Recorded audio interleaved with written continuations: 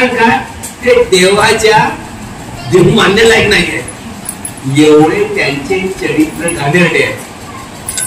समजलं? देव म्हणण्याच्या लायकी नाही. समजत आहे का? हे बामणांनी काल्पनिक पुराण उभं केलं. त्यांचे चरित्र डॉक्टर बाबासाहेब आंबेडकरांनी वाचले. ते देव या पंक्तीत बसतच नाहीये, त्यांना देव कसं मानायचं? दुसरी प्रतिज्ञा आहे, मी राम आणि कृष्ण यांना घेऊन मानणार किंवा त्यांची उपासना करणार. रीडर्स ऑन रामायण कृष्णा बाकी पुस्तक बाबासाहेबांनी. देव मानण्याच्या रांगेत नाहीत ते लोक, तर त्यांना देव कसं मानायचं? त्यांची कशाला उपासना करायची? समजलं ना? जे चरित्र आहेत ते आहेत की नाही जाऊ द्या, तो प्रश्न नाहीये. पण जे ग्रंथामध्ये सांगितलं गेलेलं आहे ते देवता देव या पंक्तीत बसू शकत नाही. सदाचारीशी सदाचारी वर्तन नाही आहे त्यांचं. तिसरी प्रतिज्ञा आहे, मी गौरी गणपती इत्यादी सगळ्या जेवढ्या आहेत तेवढ्या काही संघाडन त्यांना मी देव देवता मानणार अथवा त्यांची पूजा. या 3 प्रतिज्ञांमध्ये साऱ्यांचा घोटाळा करून टाकला, चकनाचूर करून टाकला आहे ना. तरी तुम्ही दिवाळी आली बरोबर त्या लक्ष्मीला देवता पैसा मिळाला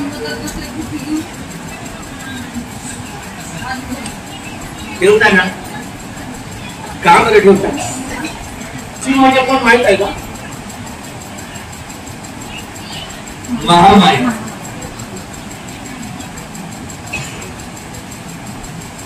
हे एवढं भाडून करून टाकलं, काला करून टाकला काला, आणि हरीचा काला गोडदान ज्याच्या दही त्याला मिळाला.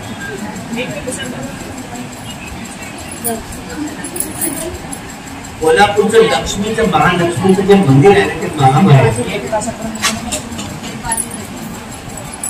तर लोक दिवाळीच्या दिवशीनं तेल प्रज्वलन तेलाचे दिवे प्रज्वलित करून दीपदानोत्सव भगवंतांची दिवे लावून तेलाचे दिवे लावून पूजा केली जाते. ऋग्वेद, सामवेद, अथर्ववेद, यजुर्वेद तुम्ही 4 ते 4 वेद वाचले. 18 पुराण, 10 शास्त्र सगळे संस्कृत, रामायण महाभारत इत्यादी इत्यादी एकाही रुचेमध्ये तेल प्रज्वलन तेलाचे दिवे प्रज्वलित करण्याचे संकेत कुठल्या त्यांच्या रुचेमध्ये. आपण रोज म्हणतो घनसारा पतीते नदीते नतमदर्शिना तिरोपदीपम संबोधन पूजे आम्ही का म्हणतो. तेलाचे दिवे प्रज्वलित करून अंधाराकडून उजेडाकडे नेणारा प्रकाश दीप म्हणून त्यांची पूजा. चंद्र जसा रात्री प्रकाश देतो, सूर्य दिवसा प्रकाशतो, पण भगवान कृष्णांचा प्रकाश रात्रंदिवस कसा असेल? तुम्ही भगवंताचा प्रकाश पाहिला? त्यांचं शरीर आलोकित होतं, त्यांच्या शरीरातून प्रकाश निघाला. तुमच्या आमच्या शरीरातून काय निघतं? घाणीचं साम्राज्य. त्यांचं शरीर प्रकाशमान असायचं, लाईट पडायचा. तुम्हाला पाहायचं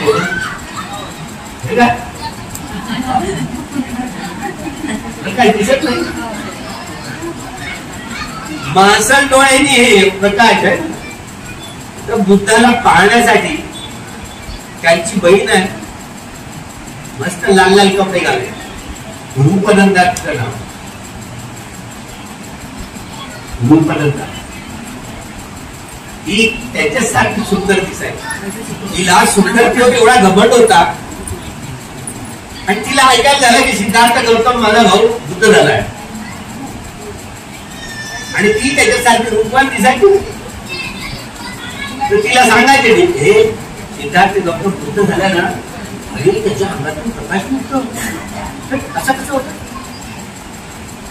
नाही, असं कसं केलं ते आपल्या रूपावर त्याची बहीणच आहे. तर लपून छपून एकदा प्रवचनाच्यासाठी गेली, भगवंताला माहिती पडते आणि तिच्यावरच प्रवचन देतात.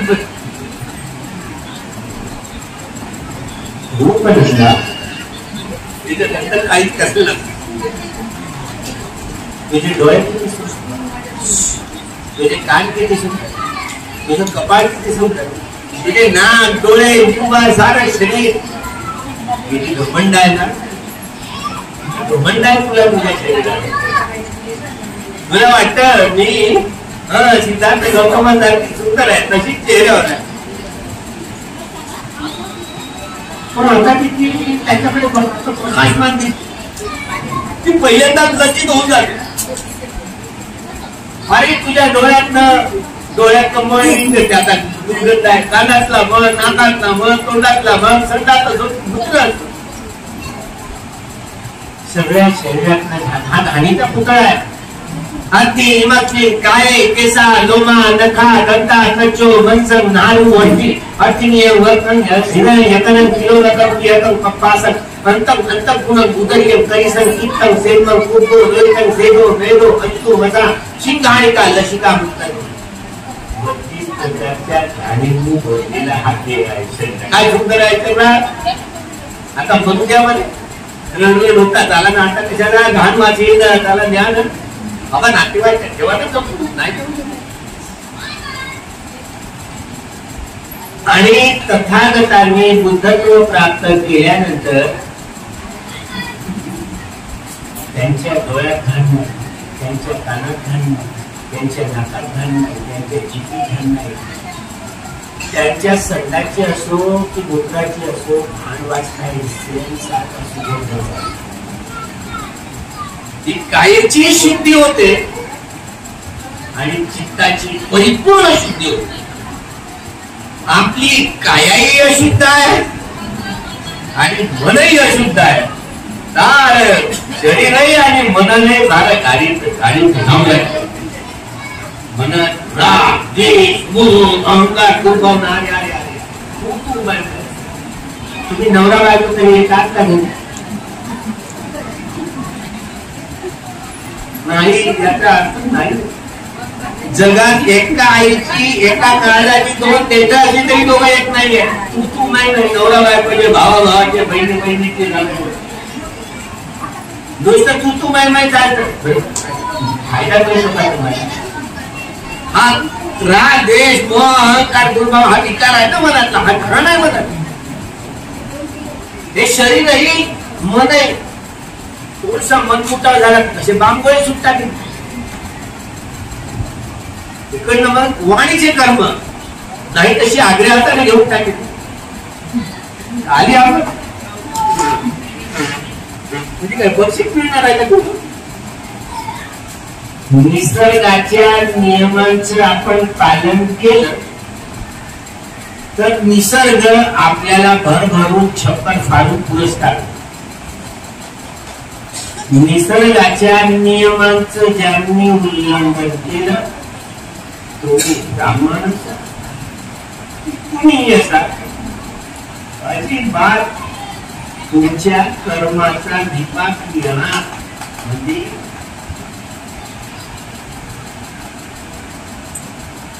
आता काय करायचं तुम्ही? या कोर्टातनं पैसे भरून वकील खरेदून न्यायाधीश खरेदून तुम्ही आपल्या बाजूने निकाल वळवा, पण निसर्गाच्या कोर्टातनं तुमची सुटका नाही.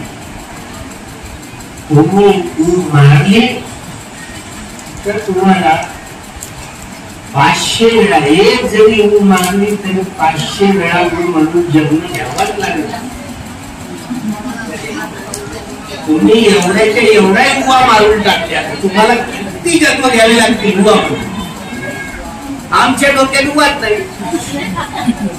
आम्ही कशाला मारायला लागलो? वाचलो की नाही?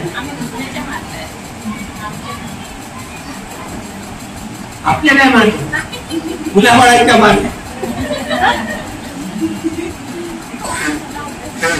पण प्राण हत्या आहे की नाही? लिप्त जरी असलं ना, आवाज येतपर्यंत टचकन आवाज येतपर्यंत मारत राहत. तेवढी दयामाया आपल्या पोरांना मारतात. करू ना हिंसा पहा, हिंसा युक्त चित्त आहे आपलं. नाही नाही मलेरिया.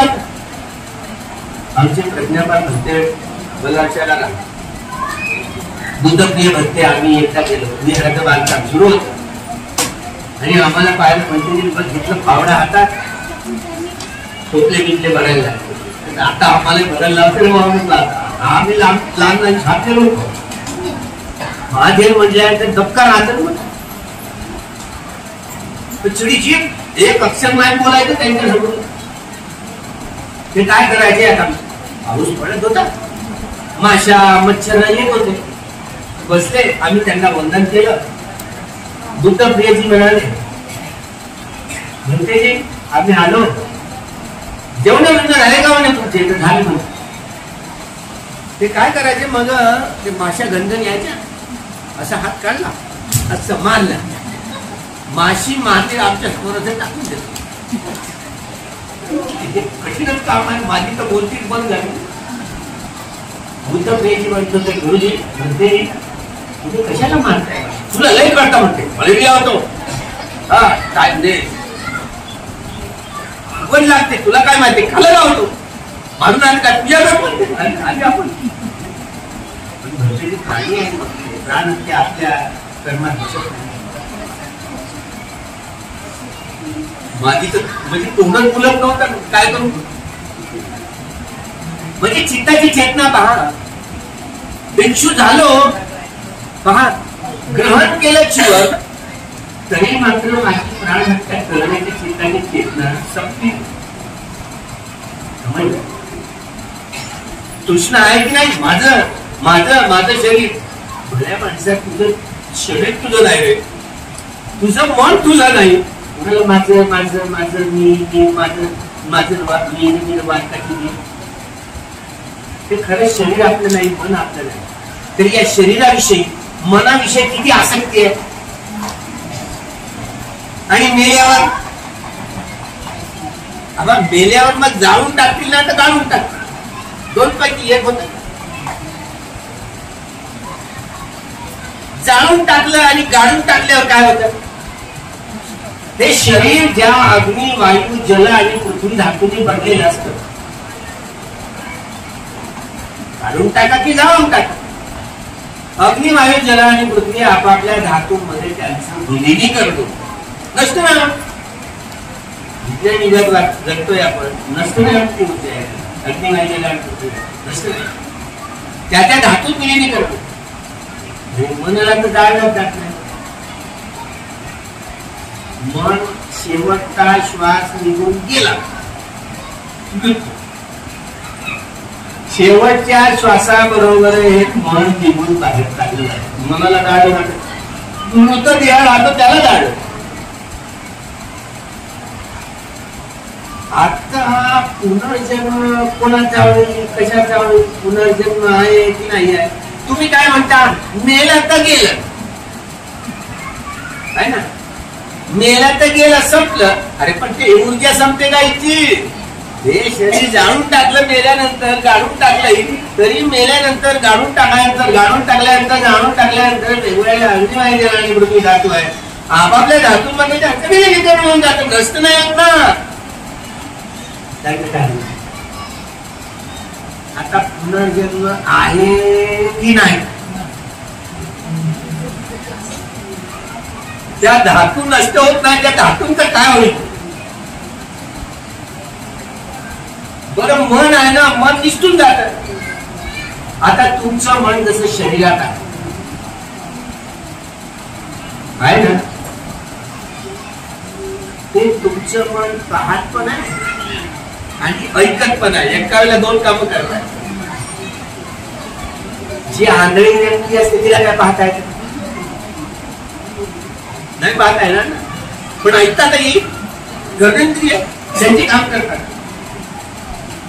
हे ऐकणारा चित्त किंवा पाहणारा चित्त, आता कोणतं? याला कोणतं चित्त म्हणतात? तुम्ही ऐकत आहात की नाही, पाहत आहात की नाही? मी जे काही सांगतो आपल्या हातात नाही. भगवान बुद्धांची वाणी हे 32 प्रकारच्या घाणींनी भरलेलं शरीर आहे. या शरीराविषयी एवढी आसक्ती आहे, मी माझं म्हणून भगवंतांनी धर्मचक्र प्रवर्तन सूत्रात संक्षिप्तेन पंच उपादान खंडात दुःखा, संक्षिप्तपणे 5 उपादान हेच दुःख आहे असं सांगितलंय. रूप, वेदना, संज्ञा, संस्कार, विज्ञान. उपादान म्हणजे आसक्ती. रूप म्हणजे हे शरीर, काया, वेदना, संज्ञा, संस्कार आणि विज्ञान, मनाचे 4 घटक, 4 स्कंद. या शरीराविषयी आणि मनाविषयी एवढी आसक्ती आहे, हेच सगळ्यात मोठं भारी दुःख आहे असं भगवान म्हणतात. अनासक्त कधी होईल, जेव्हा सारे तृष्णांत नाही होईल. कामतृष्णा 500, भवतृष्णा 500, विलोतृष्णा 500. आणि ते सम्यक संबुद्ध होतात, पश्चिम बुद्ध होतात. त्यांनी सत्व, रसत्व त्यांनी आरोग्य प्राप्त करून ते सावध बुद्ध म्हटलं जातं. या तीनही संघांनी 1500 सगळ्या कृष्णांचा मनासकट नायनाट करून टाकतात. म्हणून नक्कीदानी पुनर्भवती, त्यांचा पुनर्जन्म नाही, त्यांचा पुनर्भव नाही. कारण त्यांनी सगळ्या कृष्णांचा मनासकट नायनाट केलेला. तुमच्या तृष्णा संपल्या का? मग तुमचा पुनर्जन्म होणार नाही का?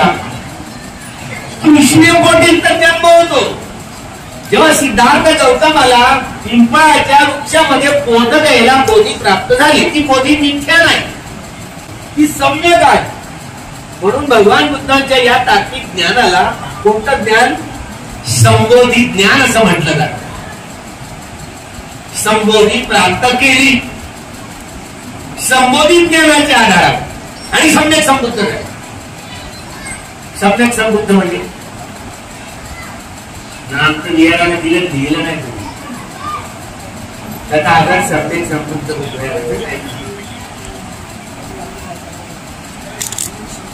सम्यक संबुद्ध म्हणजे काय? सम्यक संबुद्ध म्हणजे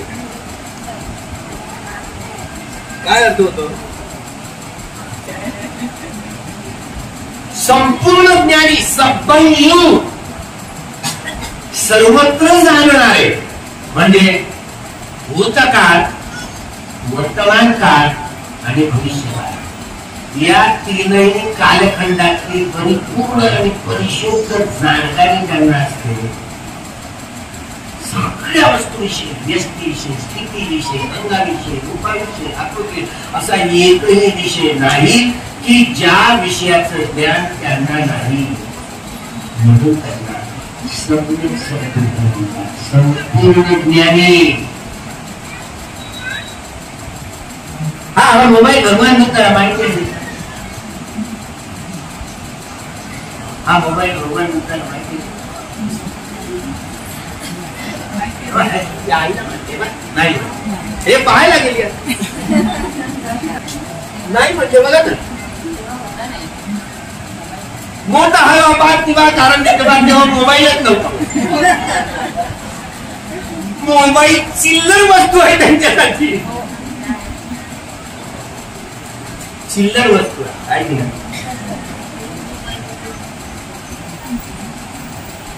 बुद्ध चक्षु संबोधी ज्ञानाच्या आधारावर सम्यक संबुद्धत्व प्राप्त झालं. बुद्ध चक्षु, या बुद्ध चक्षु प्राप्त करणाऱ्या सम्यक संबुद्धांना भूतकाळातलं, वर्तमान काळातलं आणि भविष्य काळातलं तीनही कालखंडाचं ज्ञान असतं. प्रत्यक्ष पाहताय. तो माझे बाबासाहेब बुद्ध बनणार आहेत का? बाबासाहेब बुद्ध बनणार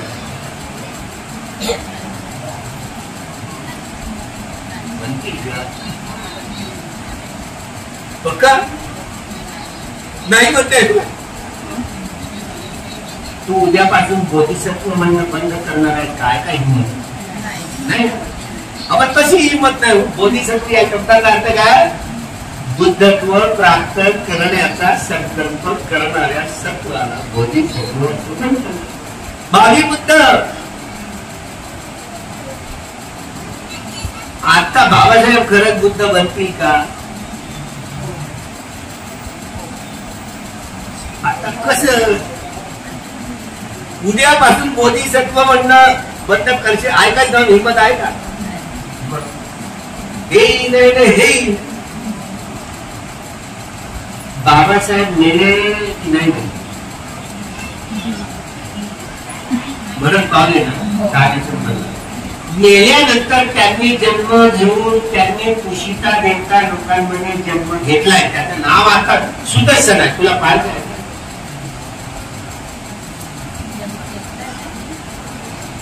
आता हे रायगडला उशिरा जाईल. पुनर्जन्म आहे काय?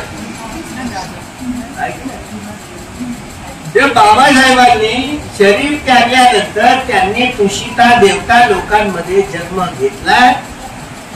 त्यांचं नाव आता सुदर्शन असं आहे. त्यांचं शरीर प्रकाशमान आहे असं मी ऐकलं होतं. ऐकणं आणि प्रत्यक्ष त्याचं ज्ञान असतं. किती जमीन असणार का? मला समजतं का नाही? आपण कवरेजच्या बाहेर बाबासाहेबांचा फोन देऊ का माहिती मोबाईल? आपण कवरेजच्या बाहेर असल्यामुळे त्यांना काय फोन लागणार. जेव्हा 10व्या वर्षावास आहे ना बांगलादेशात केला ना एका अरहंत बनते बरोबर. त्या अरहंतांनी ही छेड दिली माझ्या वाट्याला. साधनानंद महास्तर त्यांच्याकडे टावळ आहे. मला हा प्रश्न विचारला, हात जोडले आणि त्यांना विचारलं म्हणजे तर बाबासाहेबांनी शरीर त्यागल्यानंतर त्यांनी कुशिता देवता लोकांमध्ये जन्म घेतला आणि त्यांचं नाव सुदर्शन आहे असं मी ऐकलंय. खरं आहे गाव हातात जोडून डोळे लावून दिले. 15 मिनिटांनी त्यांनी सांगितलं हो ते खरं आहे. मी गदगद झालो. त्यांच्या चरणावर डोकं ठेवलं. त्यांच्या चरणाचे असे मुके घेतले. साधू साधू साधू म्हणत राहिले. आता मी खोटा बोले अर्थात भूत खोटं बोलणार आहे. माझा तर विश्वास झाला. आता तुमचा कसा व्हायला सांगा बरं. मी उचलून आपतो किती सांगितलं अरे हा तो प्राप्त भेटू. पहिल्यांदा मला शंका आहे कधी मला हा बेटा आरोग्य काय किनारे आपल्याला काय माहिती.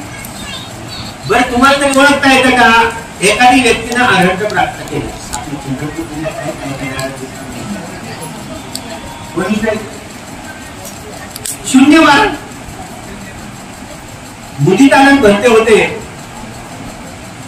विसापूरला काय पाहिलं काय तुम्ही त्यांना मुलीत आनंद भरते भले इतके होते उत्तर प्रदेशात. आमच्या पहाडीवर आले होते. त्यांचे 60-60 दिवसाचे शिबिर झाले. मस्त ध्यान करायचे. आमच्या इकडल्या चंद्रपूर जिल्ह्यातला तो एक आदर्श होता. पहाडीवर आले आणि एक एक धम्मपदाची गाथा आम्हाला समजवून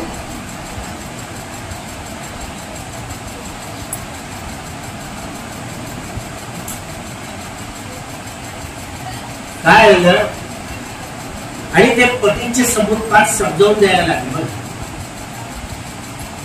तेव्हा मला आनंद कौशल्य भरतींची आठवण झाली होती. आनंद कौशल्य भरती मॉस्कोला गेले होते रशिया आणि त्यावेळेला आम्ही लॉ कॉलेजमध्ये नागपूरच्या हॉलमध्ये तिथे त्यांचं प्रवचन होतं आणि पतीचे समुत्पाद हा विषय होता. सगळ्यात मोठा कठीण म्हणजे पतीचे समुत्पाद. पतीचे समुत्पाद म्हणजे दम्म होय हो बच्चे या जाती भावामुळे जन्म होतो. जे आनंद कौशल्य गणपतींना समजावून सांगता येत नाही. आम्ही काय करतो पुस्तकं वाचतो जसं पुस्तकं काय करतो हा भूपर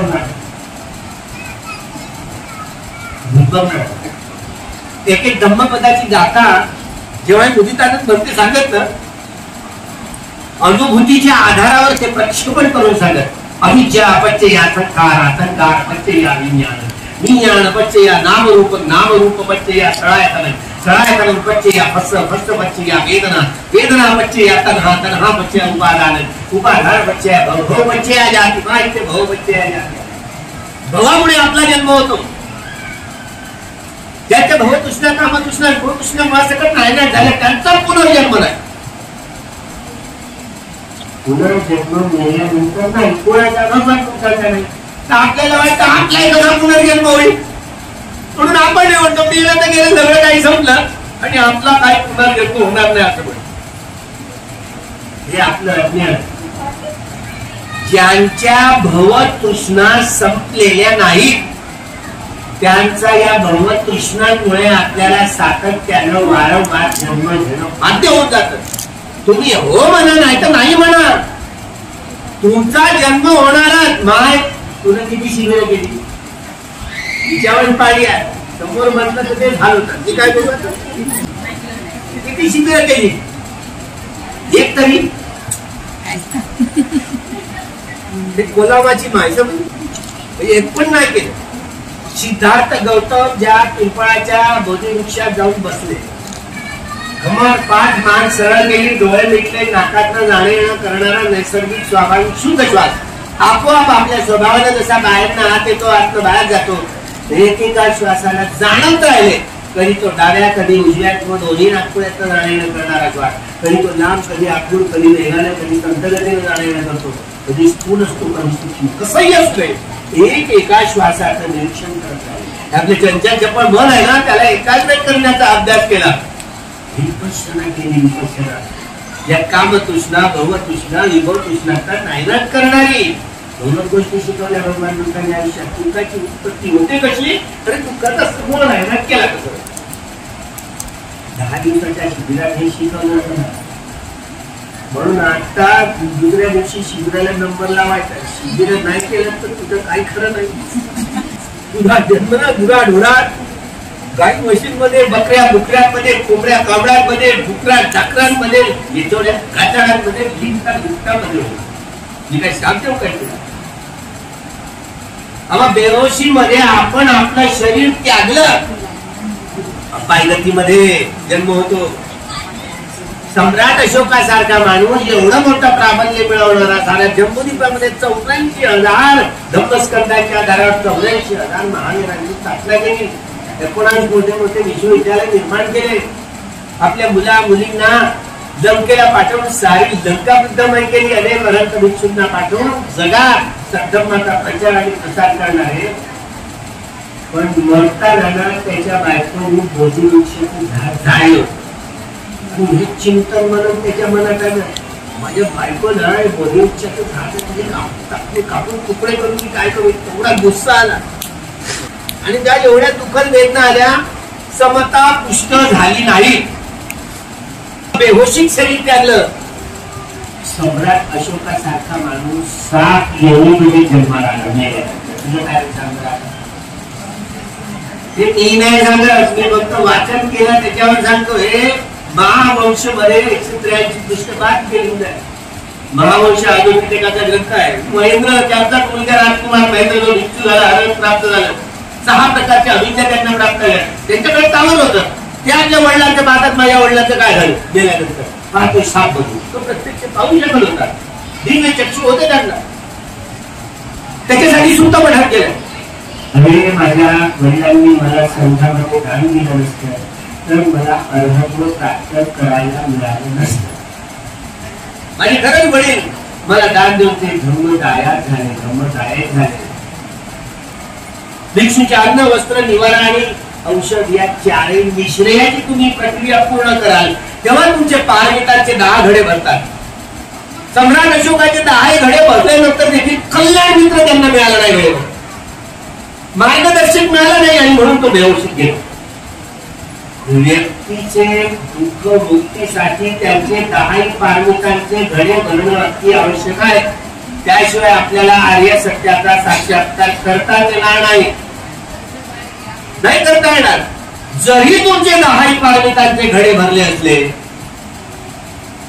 तरी तुमच्या जीवनात कल्याण मित्र मिळाला नाही ना, तर सम्राट अशोकासारखे जसे हाल तसे. म्हणून 10 पारमितांचे घडे भरण्याकरिता तुम्हाला कल्याण मित्र मिळावा. बरं, तुमचे 10 पारमितांचे घडे भरलेले आहेत असं तुम्हाला माहिती पडलं का? तुमची माहिती आहे? बरं, कुणाला तरी विचारलं का शुद्ध माणसाला? हो म्हणते, माझे 10 पारमितांचे घडे परिपूर्ण भरलेले आहेत. लोक मला विचारतात, माझं टावर मध्ये नाही आहे, कवरेजच्या बाहेर आतली कसं सांगू? मला तर हा प्रश्न विचारला होता, मला प्रश्न पडला होता. दगडासारखे तुमची बुद्धी एवढ्याच्या बुद्धीची लोक चिमू भरपूर काय करा. मला जेव्हा हा प्रश्न पडला मी कोणाला विचारला, त्या भरते नाही म्हणते म्हणतात, माझे खरं 10 पारमितांचे घडे भरलेले आहेत काय? आता मला प्रश्न पडला म्हणून मी विचारलं. मला प्रश्नच नाही पडले की तुम्ही कोणाला विचार, कोणाला विचारायला जाणार आहे? दगडासारखं चित्तात काय करा. म्हणते खरंच माझे 10 पारमितांचे घडे भरलेले आहेत. शिक्षणासाठी गणकत झालं तुझे माझे वडील आहे. मी जर ठरवलं ना या जीवनात बनायचं आहे तर बनू शकतो आमच्या मतावर. आता तुम्ही मुलं पाहिल्याशिवाय तुमच्याकडे काय?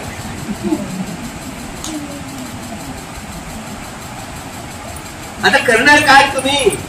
भिक्षूंची 4ही निश्रयाची परिपूर्ती करणं म्हणजे भिक्षूंसाठी भिक्षुणीसाठी विहार बांधून दान करणं, त्यांना ध्यान करण्यासाठी शून्यागार बांधून दान करणं, त्यांना 7 बाय 12च्या कुट्या बांधून त्यांना दान करणं, त्यांना त्याच्या अन्न वस्त्र भोजन आदी संगाटी उत्तरासंग कमरबंद अंतर्वासल भिक्षापात्र पाणी पिण्याचा प्याला पाणी घालण्याचं वस्त्र धुण्याचे साहित्य त्याला अष्टपरिष्कार आणि औषध या 4 निश्रयाची परिपूर्ती तुम्ही कराल तेव्हा तुमचे 10 पारमितांचे घडे भरतील. ओळख कशी करा? धर्मदास धर्म तुम्ही तुमचे मुलं किंवा मुली संघामध्ये दान द्या. ही बाह्य ओळख आहे की तुमचे 10 पारमितांचे घडे भरलेले आहेत. कुणी आपल्या मुलाला पतीला दान दिला, हातांचं करून बघा. पतीला मुलाला मुलीला कुणी संघामध्ये दान दिलं काही नाही निघालं. आता तुम्ही मागास सम्राट अशोकाने मुलगा मुलगी नातू जावई दान देऊन टाकलं संघाला. ही बाह्य ओळख आहे. जे व्यक्ती आपले मुलं मुली संघासाठी दान करतात त्या व्यक्तीचे 10 पारमितांचे घडे भरलेले असतात. ही बाह्य ओळख तेव्हा तुम्हाला हे या जीवनात जरी नाही भरले तरी कधी ना कधी तुमचे पतिदेव तुमचे मुलं म्हणे तुम्हाला संघामध्ये दान केल्याशिवाय तुम्हाला आर्य सत्याचा साक्षात्कार करता येणार नाही. संपूर्णत्व प्राप्त करण्यासाठी दानशील नैष्कर्म्य निर्णय प्रज्ञाशांती सत्य अधिष्ठान मैत्री आणि उपेक्षा 10 पारमितांचे घडे भरणं याला परिपूर्णतेचा साठा म्हणतात. या 10 पारमितांचा घडा भरला तरी पुन्हा कल्याण मित्र जर मार्गदर्शन या माळबंधनातून दूर करण्यासाठी पंचमाले पराजित्वा तत्व संबोधन उत्तम दमन पोरखे नाही 5ही महाराज कठोर लढाई आहे.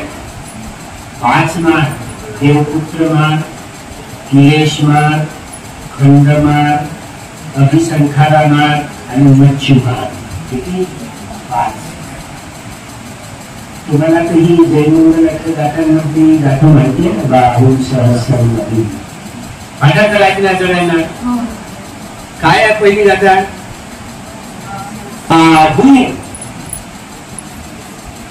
बाहू नाही आहे, बाहूवर अनुस्वार आहे. अनेक बाहू. किती? अनेक बाहू. किती बाहू आहे? सहस्र. बाहू सहस्र अभिनिमित्तं साविधंता. सहस्र म्हणजे 1000.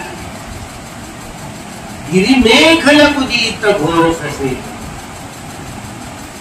हा 1000 हात इकडे 500 हात आणि इकडे 500 हात असा 1000 हात वाला मास त्यावर गिरिमेखला नावाच्या हत्तीवर स्वार होऊन भगवंताच्याकडे बोध घ्यायला बोधी वृक्षात आला.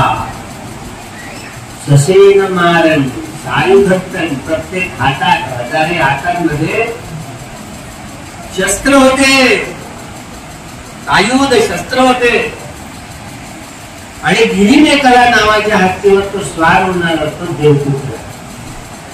तो आल्यावर काय म्हणतोय, महाश्रमण गौतमच्या लूट तुझं आसन नाहीये, माझं आसन आहे. भगवान तुझं त्यांच्याकडे पाहतात महाराकडे, हे महाराज मी तुला ओळखलेला आहे, तू महार आहेस. तुम्ही महाराला पाहिलं का? तुम्हाला कल्पनाच करायला लागेल. महार तुम्ही पाहिलं नाही ना, पण इथे वर्णन ऐकणे असं असं आहे म्हणून या महारावर तुमचा विश्वास होत नाही. तुमची श्रद्धा गाथा म्हणणं बंद करणारा तुमच्यापासून आहे का हिंमत आहे. बाहू सहस्र नभिनिमित्त चालले.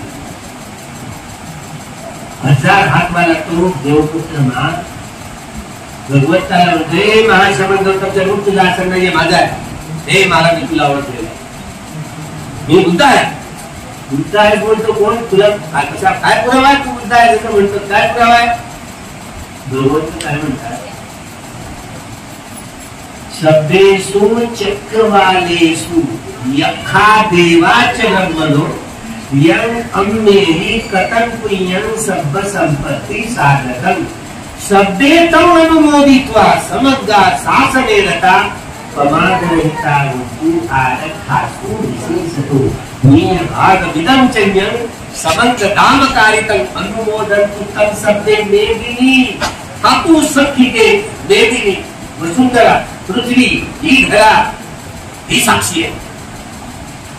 माझा शब्देषु चक्रवालेषु चक्रवाल समंता चक्रवालेषु आल्या तुमच्याकडे म्हणतो समंता चक्रवालेषु म्हणतो. चक्रवाल म्हणजे काय? कशाला चक्रवाल म्हणाला? समंता चक्रवालेषु वत्तरा गच्छन्तु देवता कथं मुनिराजस्य सुरन्तु सत्त्वोक्तं धम्म श्रवणकाल वयं वदन्ता म्हणतो ना. आम्ही आल्यावर म्हणतात चक्रवाल म्हणजे काय? चक्रवाल गाडी आहे ते नाही मारायची, ते आशीर्वाद. हात समोर करा. इकडे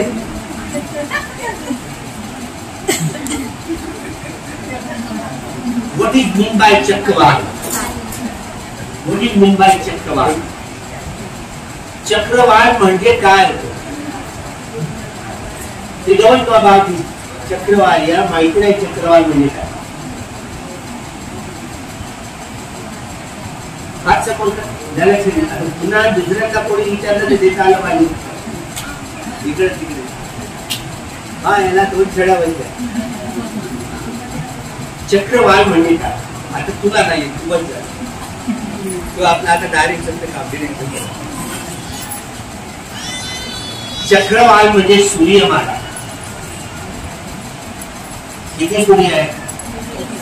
ते करतात जसं दिसतं म्हणून तर गप्प असतं. तुला किती सूर्यमाला माहिती पडली? त्याला एकच सूर्य दिसला. तुम्हाला किती? एकच दिसलाय. ते एकच सूर्यमाला धम्मचक्र पवंतन सुत्तामध्ये शेवटच्या आवडीमध्ये दस सहस्र लोक धातू का दस सहस्र 10,000 लोक धातू. लोक म्हणजे काया शरीर. 10,000 सूर्यमाला अशा आहेत की ज्यामध्ये मनुष्य तर असे 31 प्रकारची काया धारण करणारे मनुष्येतर प्राणी असतात आणि 31 प्रकारच्या या 10,000 चक्रवालातल्या सगळ्या देवतांनी मनुष्येतर प्राण्यांनी धम्मचक्र प्रवर्तन सूक्त बोलल्यानंतर साधुता केला तेव्हा पृथ्वी आहे ना हे सारे चक्रवात 10,000 चक्रवात कंपित झाले आणि नुकसान नाही कंपित झाले नुकसान नाही झाले सगळे जागरूक असतात जेव्हा धम्मचक्र प्रवर्तन करतात भगवान 1,00,000 करोड चक्रवाला आहे सूर्यमाला आहे त्यापैकी 10,000 चक्रवाल सूर्यमाला अशा आहे की 31 प्रकारचे मनुष्येतर प्राणी त्यामध्ये राहतात हे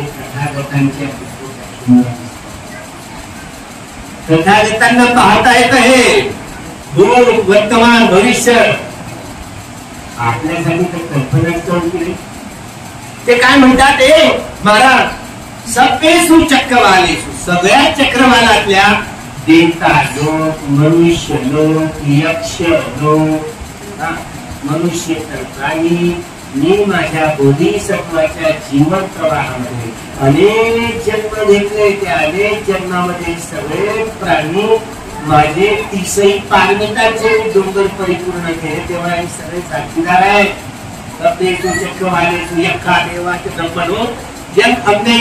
मी हा माझ्या 30 पारमितांचा डोंगर रचून जो पुण्यकर्माचा संग्रह केला म्हणून मी 32 लक्षण आणि 80 अनुलक्षण ही शरीरावर साक्षी झाली हे सगळे हे पृथ्वी देखील साक्षी आहे ठाकूर तेव्हा देवता लोक असा मंदार पुष्पांचा वर्षाव करतात आणि जेव्हा भूकंप होतो ना त्या भूकंप झाल्याबरोबर मान पळून जातो हे मारा मला कशाला त्रास देतो असं म्हणतात तर मान पळून गेला नसता भूकंप झाला आणि मान पळून गेला बरं आता विचार करा हे सिद्धार्थ गौतमाने बोधी वृक्षाच्या जीवन कार्यात 547 ज्या आपल्याला जातक कथा दिसतात तापस सुमेधा पासून तर ते सिद्धार्थ गौतमापर्यंत या बोधिसत्वाच्या जीवन कालखंडात 4 असंख्य 1,00,000 कल्प एवढे जन्म त्यांना घ्यावे एवढं तर माहिती आहे पांढरांतीचं स्वप्न एकेकाचे सुमेध बोधिसत्व भावाचे बुद्ध आणि त्याच्या धम्मयात करतात ते महामायेच्या स्वप्नात आले माते मी या पृथ्वी तळावर शेवटचा जन्म ग्रहण करू इच्छितो तू माझी माता बनण्यास तयार होती काय संतुषिता देवता तू त्यांचं नाव संतुषिता होतं त्यांनी काया त्याग करून पांढऱ्या हत्तीचं रूप घेऊन महामायेच्या स्वप्नात आलं आणि म्हणून आषाढी एकादशीला आषाढी पौर्णिमेला आपल्या मातेच्या कुशीत त्यांनी प्रवेश केला 10 महिन्याच्या गर्भानंतर बाळ जन्माला आला वैशाख पौर्णिमेला त्याचं नाव सुखिती असं ठेवलं गेलं पुढे सिद्धार्थ गौतम म्हणून ओळखू लागलं अनेक जाती संसार जेव्हा बुद्धत्व प्राप्त झालं पहिलं जे उद्गार पहिलं वचन आहे भगवान बुद्धाचं मी या संसार चक्रामध्ये अनेकदा जन्मग्रहण करत गेलो हे कृष्णे तूच जन्म ग्रहण करणारी आहे तूच घर बांधणारी आहे आता मात्र तुझ्या साऱ्या कड्या मी भग्न केलेल्या आहेत पुन्हा हा माझा अंतिम जन्म आहे पुन्हा माझा पुनर्भव पुनर्जन्म होणार नाही कधी तुझ्या तृष्णा सगळ्या मी भग्न केलेल्या आहेत ज्यांच्या तृष्णा सगळ्या भग्न होऊन जातात त्यांचा पुनर्जन्म नाही तुमचा होईल की नाही मान तू कधी म्हणणार मेल्यावर तू कोणाच्या कोणी देऊ आता मी येणार होतो तुला कसं माहिती झालं बरोबर गिटारासारखं डोकं दुखलं नाही की नाही आता लवकर या माझ्या शिबिराला पाठवायचं शिबिर झालं तरच तुझं कल्याण नाही तर काही खरं नाही देवशीत जर गेलं ना खालच्या योनीत जन्म होतो सम्राट अशोक त्यांचा मुलगा अर्हत्व प्राप्त होता तो आपल्या बोधी नेत्रांनी पाहतो आणि माझ्या वडिलांचं झालं काय त्यांच्या कल्याणासाठी बरोबर त्यांचा मुलगा अर्हत्व प्राप्त केला त्यांनी सत्य क्रिया केली मैत्री केली, शुद्ध पठण केलं. ते खरं माझे वडील धम्म गायब झाले, हे खरं आहे. त्यांनी जर मला दान दिलं नसतं, सगळ्यात मला रंगोर प्राप्त, बुद्धी करायला नाही, 6 प्रकारच्या अभिनय प्राप्त झाल्या नसत्या. ते खरं आहे, हे सत्य आहे. या सत्य वचनानं त्याचं कल्याण मंगल तो भरण पावल्यानंतर साथ दिला. नंतर देवता लोकांमध्ये त्यांनी जन्मग्रहण केला, चांगले आईवडील मिळाले, कल्याण मित्र मिळाले. सम्राट अशोकांनी अर्हत्व प्राप्त केलं. त्या अर्हत्व प्राप्त करणाऱ्या सम्राट अशोकाने पुन्हा वर्णन करूया. मुक्त झाला तो आता त्यांचा जन्म नाही. ज्यांनी अर्हत्व प्राप्त केलं त्याचा पुन्हा जन्म नाही. तुम्ही अर्हत्व प्राप्त केलं का? बरं, मी तरी अर्हत्व प्राप्त केलं का? नाही ना. तर माझा जन्म देखील पुन्हा होणार. मी हो म्हणू की नाही, कोणी मलाही काळ पुत्र विचारणार. पण मला माहिती आहे मी कुठं कुठे जन्म घ्यायचा, कसा जन्म घ्यायचा. समजलं? तुम्ही काय कराल? मरण, अरे बापरे, ऐक देवा रे, इथपर्यंत पाणी आले तर काय कराल तू? आता मरणाची वेदना येते की नाही, तू काय करशील मग?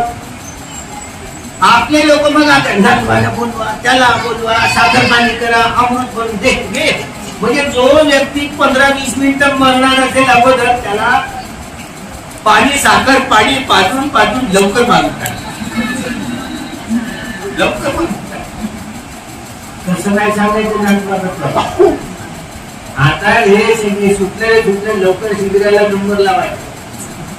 श्वासावर लक्ष ठेवत वेदनांचा उदय वेग जाणत आपल्याला हे शरीर त्याला आला. नक्की तू एवढी गोंटी कोणाच्या तरी श्रीमंताच्या घरात मुलगी, कोणाच्या पोटी नाती किती असते ना. आता शिबिरातून आल्यामुळे इतक्या कोटी जन्म घेईल मग कसं करायचं मी सांगतो. ही विद्या कशी आहे? सतंबतच आहे. जागरूकपणे जन्म ग्रहण करण्याची विद्या आहे. जागरूकपणे वर्तमानामध्ये जगण्याची विद्या आहे.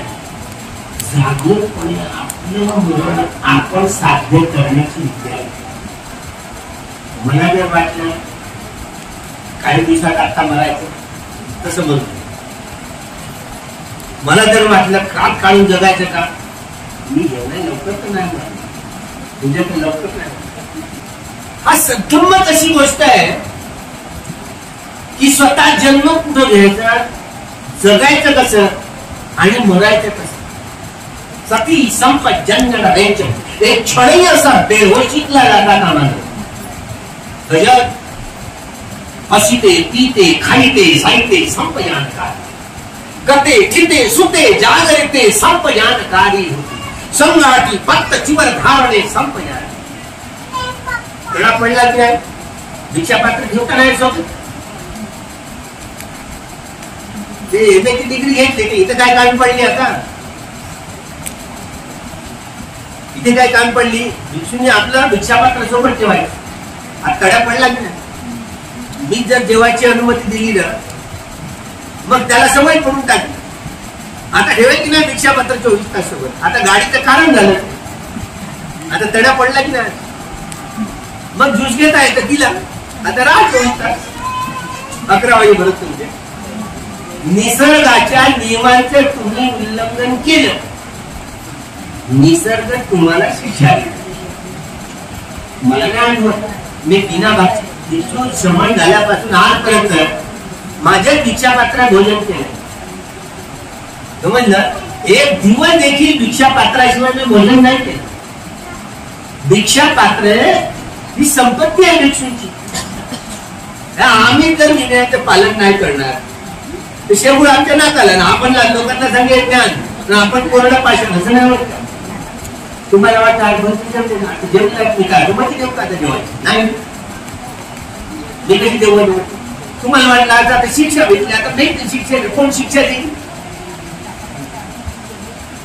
भिक्षा पात्र आहे नाही आहे तर नको जेऊ, उद्या जेवण.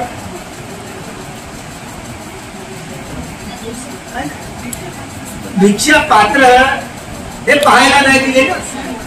ते संपत्ती आहे, हे मोठं वैभव आहे. भिक्षू धम्म आणि विनय शोधतो.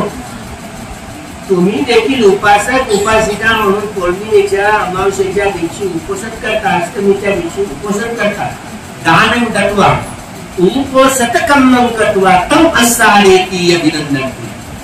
दानाचे कर्म करून चार निश्रयांची परिपूर्ती करून तुम्ही जेव्हा उपोषण पवित्र दिवस आपल्या चित्ताची, आपल्या शीलाची, आपल्या दृष्टीची ही विशुद्धी, ज्याला शील विशुद्धी, चित्त विशुद्धी, ही दृष्टी विशुद्धी करण्यासाठी तेव्हा या मार्गामध्ये तुम्हाला मार्गात जेवढ्या बाधा आहेत त्या बाधा हटवण्यासाठी तुम्हाला कल्याण मित्र मिळेल तुमच्या सत्यक्रियेवर. म्हणून बोध देण्यात आलाय तिने करून. मग तुला बरोबर जिच्या पोटी जन्म घ्यायचा आहे इतके बरोबर जन्म घेण्याचं हे बल आहे. आपल्या दानाने कर्म रूपो सदकर्मं कृत्वा तम अस्सारेति अभिनंदन्ति.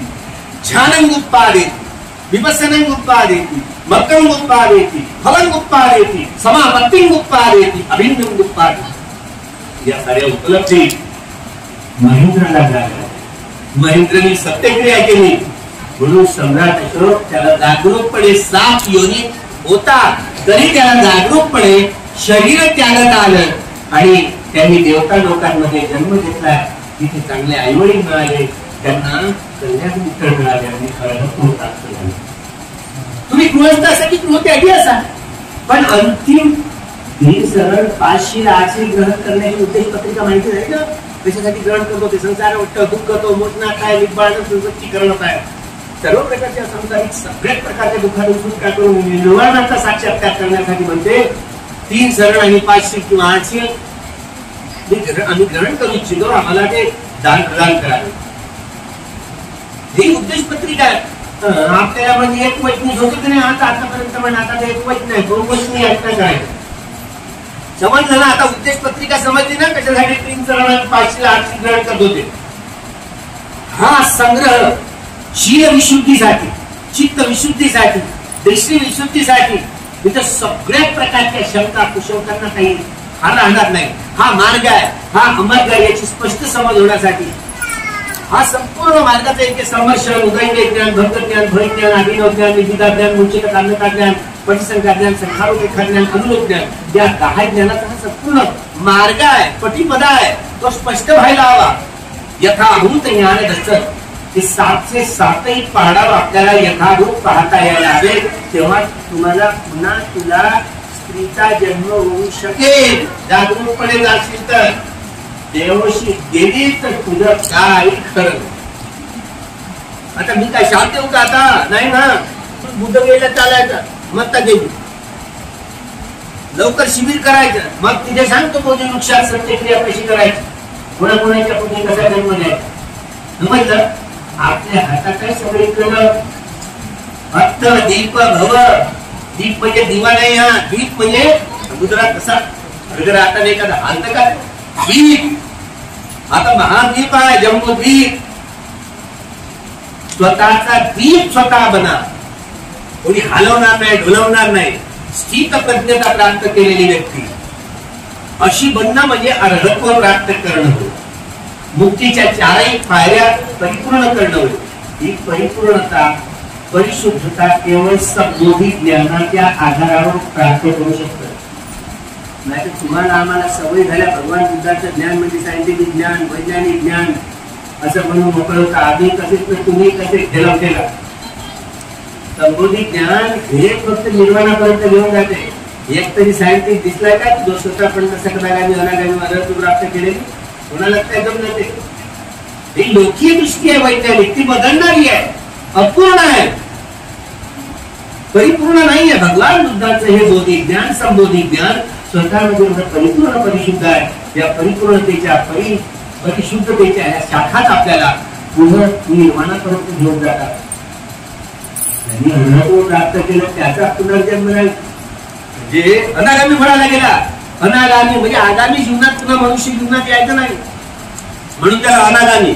एकदा ते रूप ब्रह्म पारिसज्जा ब्रह्म, पारिसज्जा ब्रह्म, पुरोहिता महाब्रह्मा या 3 देवता लोकांमध्ये जन्म होऊ शकतो एकचदा आणि तिथे मुक्त होईल. अनागामी फळाला पोहोचलेले व्यक्ती. अनागामी सकदागामी म्हणजे एक वेळ फक्त मनुष्य जन्मात येईल आणि तिथे तो अनंत प्राप्त करेल, त्याला म्हणतात सकदागामी. स्वतःपन्न म्हणजे धम्माच्या शोधामध्ये पडून ही व्यक्ती सातच जीवनात देवता वा मनुष्य लोकांमध्ये जन्म घेऊन तो मुक्तीची अवस्था प्राप्त करेल. 8वा जन्म ती व्यक्ती ग्रहण करणार नाही देवता वा मनुष्य लोकांमध्ये. 8वा जन्म ग्रहण करणार नाही, पण ती व्यक्ती आनंदासाठी जो आनंद भिक्षू होता भगवंताचा, जो शिष्य त्यांचा भाऊ असलेला जो शिष्य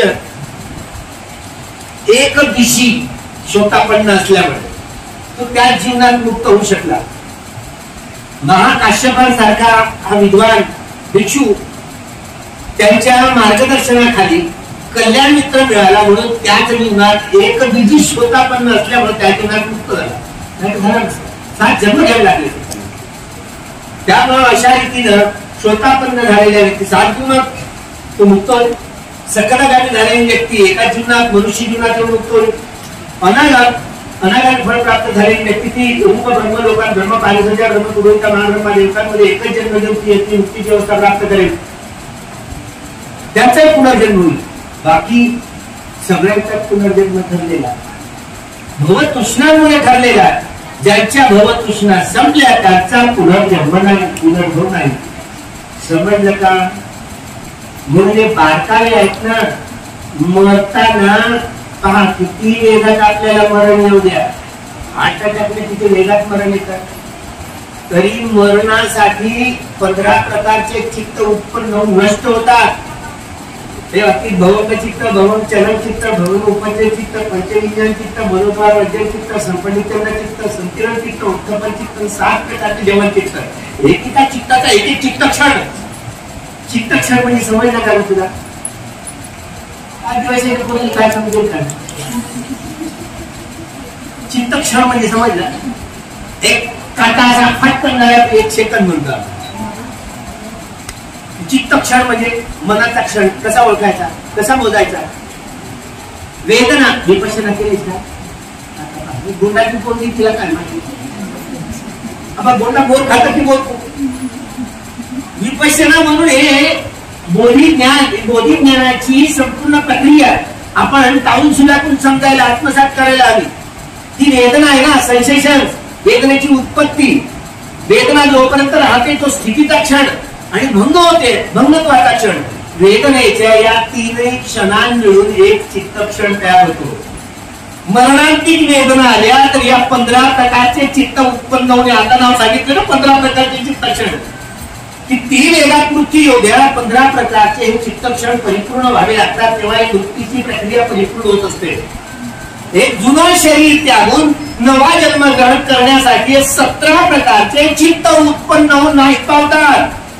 हे संबोधित ज्ञानाची दृष्टी आहे भगवान बुद्धाची. वैज्ञानिक ठीक म्हणतात, वैज्ञानिकांना नाही माहिती बरं का.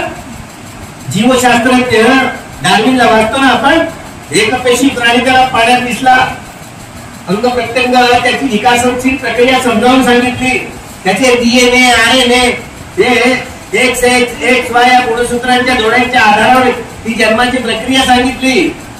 पण जोपर्यंत हे मन आहे गर्भजलामध्ये पोहोचत नाही तोपर्यंत कुठल्याही प्राण्यांची गर्भधारणा होत नाही. गायीचा जन्म तुझ्या मायने दिलत नाही, म्हणून आताच्या नाही ना. तर तू तुझ्या आईच्या पोटी जन्म घेतलास की तुझ्या आईने तुला जन्म दिला? दोन्ही गोष्टी एकसारख्या वाटतात. पण लोहचुंबक कसं लोखंडाला खेचून घेतं, कधी जन्म घेणाऱ्या बाळाचं चित्त लोहचुंबकात असतं, आई ओळखते. कधी आईचं चित्त लोहचुंबकासारखं असतं, बाळाची ओळख करते. अशाच्या बाळांनी जन्म दे, मी अशा दारुड्या पोराला जन्म दे असं तुला वाटतं का? नाव ठेवलं गौतम, नाव ठेवलं गौतम आणि निघाला दारू द्या का? म्हणजे चांगल्या मुलाबाळांना जन्म द्यायचा ना, तर म्हणून जन्म देताना देखील आपण सम्यक संकल्प करून आपल्या बाळांना जन्म देता येतं संबोधित ज्ञानाच्या आधारावर. काल्पनिकतेला सद्धम्मामध्ये अजिबात स्थान नाहीये. म्हणून अंधभक्ती, अंधश्रद्धा, कर्मकांड आणि कल्पना, वैज्ञानिक तुमचं एखादं संशोधन करायचं असलं तरी कल्पना करतात, पण तथागतांनी सुरुवातीपासून अंतापर्यंत सत्याचा आधार घेतला, कल्पनांना थारा दिला नाही. त्यामुळे म्हणून भगवंताचा सद्धम्म, अंधभक्ती, अंधश्रद्धा, कर्मकांड आणि काल्पनिकतेला सद्धम्मामध्ये अजिबात थारा नाही. आणि तुम्ही कल्पना करत बसतात. त्यामुळं हा नाकातनं जाणं येणं करणारा नैसर्गिक स्वाभाविक सुखद्वार सिद्धार्थ गौतम त्या पिंपळाच्या वृक्षाखाली बसले. ही चौचलच्या पर्वत त्याला समाहित करून एकाग्र करून तुला भूमी प्राप्त केली, जीवन प्राप्त केलं, दुःखत्व प्राप्त केलं, दिवे काळ संपूर्ण ज्ञान प्राप्त केलं. निब्बाण परमात्मा हे अंतिम सुख, जे सुख कधी उत्पन्न होत नाही आणि नष्टही होत नाही, म्हणून त्याला नित्य धातू म्हणतात. निर्माणा ती धातू वैज्ञानिकांना नाही. आणि मार्क्स वगैरे सपोज घेतो ना, हा कम्प्युटर मध्ये आता मोठा समजला तिची सायंटिस्ट त्याच्या हातात, तरी त्याला बुद्धाचं नाव घेणं मजबूर होऊन जाते, मजबूर होऊन जाते. बुद्ध सगळ्यांना मजबूर करतात. कारण बुद्धांनी चित्ताचं हे संशोधन केलं तर कुठल्याही वैज्ञानिकांना या चित्ताच्या संशोधनाची या त्रुट्या भरलेल्या आहे, संपूर्णत्व प्राप्त करता आलेलं नाही, ही कमजोरी आहे. म्हणून बाबासाहेब म्हणत की कार्ल मार्क्स सारखा माणूस मनुष्य प्राण्याला भौतिक प्राणी समजून चूक केली आणि गुण आहे त्याच्याकडे, आणि मनाचा बदलच झाला नाही, तर काय करेल? त्याचा माणसाच्या मनाचा बदल झाला पाहिजे, स्वभाव बदलला पाहिजे. 390 प्रकारचे स्वभाव निर्माण करा. मुलं पाहू, मुलं चुकी, मुलं भाई, मुलं चुकत, मुलं आणि प्रत्येक व्यक्ती रागावरती द्वेषाविषयी घेऊन काम करतो. दूषित चित्ताने तुम्ही काम करता, दूषित परिणाम येतात. शुद्ध चित्ताने घ्या. मी आर्य सत्याचा साक्षात्कार केलेला असतो. शुद्ध चित्ताने नेहमीच काम करतो. नेहमी राजी विहित द्वेषी म्हणून काम करतो. आपली हानी होणार नाही, इतरांची हानी होणार नाही, आपल्याला लाभ होईल, इतरांचा लाभ होईल असे कर्म करेल. फक्त कर्म त्या व्यक्तीला शिवू शकणार नाही. आणि तुम्ही म्हणून पापी वाटते तुम्हाला खरं वाटतं की तुम्ही काय करतो? पापी नाही तर काय साठा आहे. निश्चितपणे उपस्थित कर्म करून आपल्या ह्या संपूर्ण संग्रह जो भरलेला कामतृष्णा, भवतृष्णा, युवतृष्णाचा हा सगळ्याचं निर्मूलन करून ज्यांनी आल्यासारखा त्याचा साक्षात्कार केला ना, माणूस म्हणून त्याची घडवणूक झाली. केवळ आणि केवळ बुद्धाच्या सत्तम मानिक मनुष्य समाजाचं कल्याण होऊ शकतं, दुसरं जगात औषधच नाही. या निष्कर्षावर पोहोचण्यासाठी डॉक्टर बाबासाहेब आंबेडकरांना 35 वर्ष लागली. केवळ आणि केवळ म्हणून बुद्ध धम्म म्हणजे क्रांती, ब्राह्मणवाद, प्रतिक्रांती हे शब्द न केवळ बाबासाहेबांच्या चित्तात प्रकटले, दुसऱ्याच्या चित्ताने उमटलंच नाहीये. क्रांती हा बरोबर सामाजिक, आर्थिक, राजकीय, भौगोलिक या समग्र परिवर्तना आपण म्हणतो ना क्रांती. पण हे नाही, त्यांना क्रांती नीती बाबासाहेबांना खरी क्रांतीची व्याख्या समजली. ते काय म्हणतात? बुद्ध धम्म म्हणजे क्रांती. मनुष्याच्या सगळ्या अंगांच्या सगळ्या प्रकारानं परिपूर्णता प्राप्त करण्याची संबोधी दृष्टी या आधारावर माणूस घडवला जाऊ शकतो. दुसरं जगात कुठलं तत्वज्ञान नाही. या निष्कर्षावर पोहोचण्यासाठी डॉक्टर बाबासाहेब आंबेडकरांना 35 वर्ष लागली. 35. म्हणून आपल्या अनुयायांना त्यांनी साऱ्या जगात बुद्धमय धर्ममय करण्याचं जगातलं सगळ्यात मोठं कठीण काम केलं तुमच्या आमच्यावर. आणि हे पूर्णत्वात नेण्यासाठी तुमचा आपला जन्म असं समजायचं आणि या कामाला लागायचं. तुम्ही आपल्या पतीदेव मुलं गेले लवकर दान करा, म्हणजे मी लवकर तुमच्या भागात लायक राहील. हा, तुम्ही मस्त कंजूसी करू नका. कंजूस लोक देवता हे काय करते होते.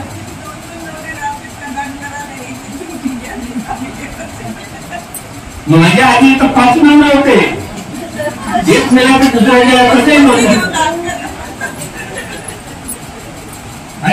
माझ्या आधीला 5 नंबर होते. ती 5 तरी जमणार होती, तरी धर्मांतर व्हायचं होतं. धर्मांतराच्या 16 तरी तिथून नाही म्हणाल ना, आता एकाच नवऱ्याची दाखव होईल. याचं काही काम नाही म्हणूया हे जरी येतात ते काय फरक नाही. तोही देऊन टाकायचा म्हणून काय करायचं. तेवढ्याच आम्ही लवकर तुमच्या घरात आल्याकडे लवकर तुम्हाला तुमचे घडे भरण्यात 10 पाकिटांचे घडे भरण्यात तेवढं तुम्हाला कळून मिळेल. तुम्हाला आल्यासारख्याचा साक्षात्कार करण्याचं कोण मिळेल नाही तर कोण आमचं काय जाणार. बुद्धाने जे सांगितलं आमच्या पदार्थ आम्ही नाही मागत, बुद्धाने जे सांगितलं ते आम्ही एवढे विचार कुठावर चालू, एवढी बुद्धी चालते का बुद्धांच्या बरोबर?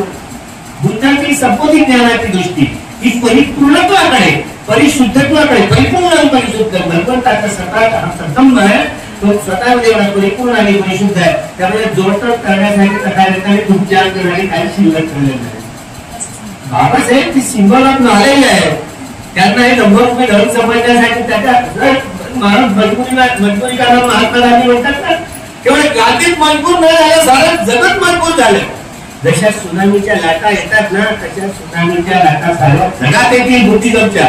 जिकडे ते काही हिंदू असो, बौद्ध असो, जैन असो, शीख असो, यहुदी असो, ईसाई असो, मुस्लिम असो, सगळ्या कडाकड भीती कुठणार आहे.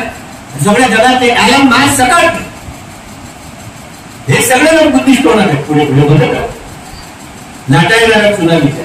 आपल्यालाच तर सांभाळता नाकी न येते, म्हणून आपल्याला सक्षमता व्हायला पाहिजे, यायला पाहिजे. सद्धर्माचा सैद्धांतिक आणि व्यावहारिक पक्ष सम्यक ज्ञानाच्या आधारावर समजावून सांगण्याचे बल जोपर्यंत आपल्यात निर्माण होणार नाही, तोपर्यंत असे गृहस्थवाद गृहत्यागी लोक जसे पुढे येतील, सद्धर्म आकलन करणारे, तसा कसा हा संपूर्ण सद्धर्माचा डोंगर पुढे पुढे रचला जाईल आणि साऱ्या जगात बुद्धमय करण्याची सगळ्यात कठीण जबाबदारी डॉक्टर बाबासाहेब आंबेडकर दिली, ती पूर्वत्वास देण्यासाठी हे बल आपल्यामध्ये खूप वृद्धी करतो. बुद्ध धर्म संघाच्या प्रभावानं आपलं मंगल खूप कल्याण भवतु सद्मंगलम भवतु सद्मंगलम भवतु सद्मंगलम.